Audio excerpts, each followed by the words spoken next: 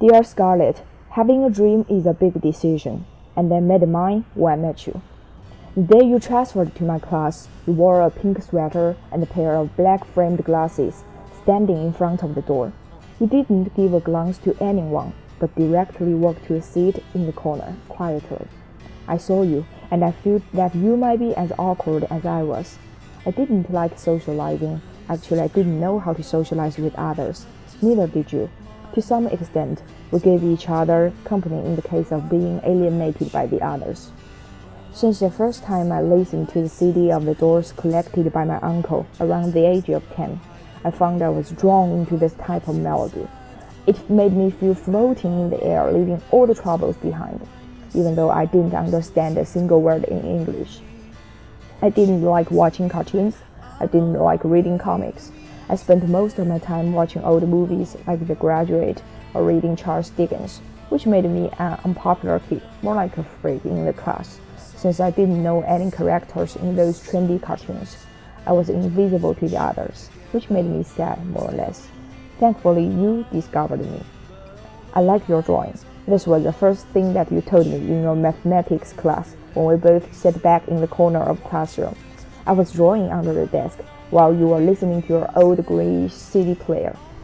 I played guitar for 4 years, but never know how to draw anything. You talked to me. I want to have the greatest rock band like Led Zeppelin, you said. Then you started to hum some unknown songs, and this in fact became the moment when I started to like you. With more contact with you, I truly found that you had something of a rock star. You always shared tons of rock music as well as stories with me, and told me your big plan of being a rock star. I really could see your resolution and hope flicker in your eyes. I'm gonna have a band, and write a few songs, and then go to play in some bars in Britain, capital of rock music. You almost bravoed out. Now I'm super talkative, but back that time, I was quite a good listener. I listened to your plan carefully and foresaw you performing in some 1970s-looking bar with your band in London. You are a dreamer and John Lennon to me. You never told me your plan, though. You asked while I was writing my first novel. You wanted to be a writer or something, or painter? You asked. To be frank, at that time, I was quite at lost. I was 12 years old. I was a nerd. I didn't have excellent grades. I didn't have any astonishing skills. What was I supposed to be? Nobody. Even though I had infinite passion about those paintings, about those literature, about writing, about drawing, even though I was dying to be an artist, I still supposed that I would be a nobody eventually. I didn't know. Artist probably. I know it sounds ridiculous, but I answered, shrugging. But then you almost screamed out, "That's awesome!" You kept asking with huge interest, "What kind of artist do you want to be?" "Well, it's just saying," I answered. "Writing some poems, old novels, shooting some movies, like anyhow, drawing, that's pretty much." "That's cool. You can write the lyrics for my band then. It's like Jim Morrison and the Real Maverick. Probably you will be interested in shooting a movie about my band," you proposed. "So we make a deal. We will keep working our dreams, and we're going to travel to Europe together. I will be a rock star, and you will be an artist." I told you that artist was just a fantasy, but you told me it was a dream, and this was how we made our promise on our dreams together. Then you left China going to London. We lost touch for 6 years. Till a year ago, I saw a street musician who reminded me of you, a you that I used to expect to see. He was a 60-year-old man who had been on Venice Beach singing for 20 years. When he was young, he had a band with few friends. They even get a contract with the studio. Unfortunately, the manager of that studio didn't think the songs he created would be a hit. Therefore, the manager asked him to write some trendy songs. He refused, simply because he didn't want to do some shallow works just in order to cater to some market. He wanted to become a true artist, whose works had deep insights and unique personality.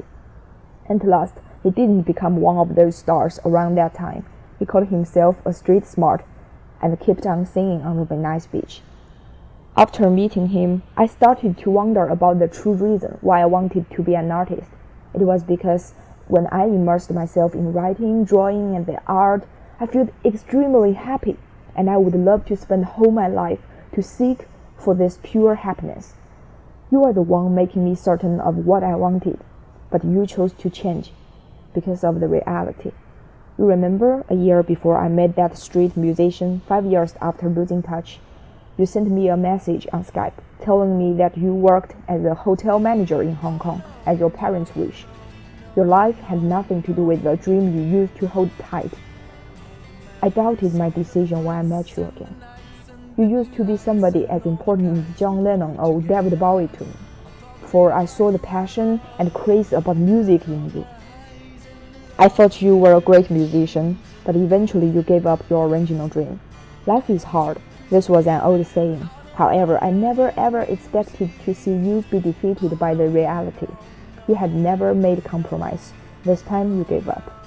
But that old man reminded me of my dream, of you at the age of 14. No matter you change or not, I still want to keep my dream, my promise. Now I am in America, majoring in English literature. This is my first year here. I think it's the right time to let you know that I'm still there for both of us. I didn't hear from you for 2 years. I respect your choice. All I wish is that you are happy about your decision. Like what I said before, having a dream is a big decision. You made yours, and I made mine. I went to Paris last month, the capital of art. I enjoyed it, and I would love to be part of those marvelous artists. Oscar Wilde once said that only when one's dream is big enough, one will never lose it on his way chasing it. Thank you for helping me discover my huge dream, and I will never lose it. Best, Dean.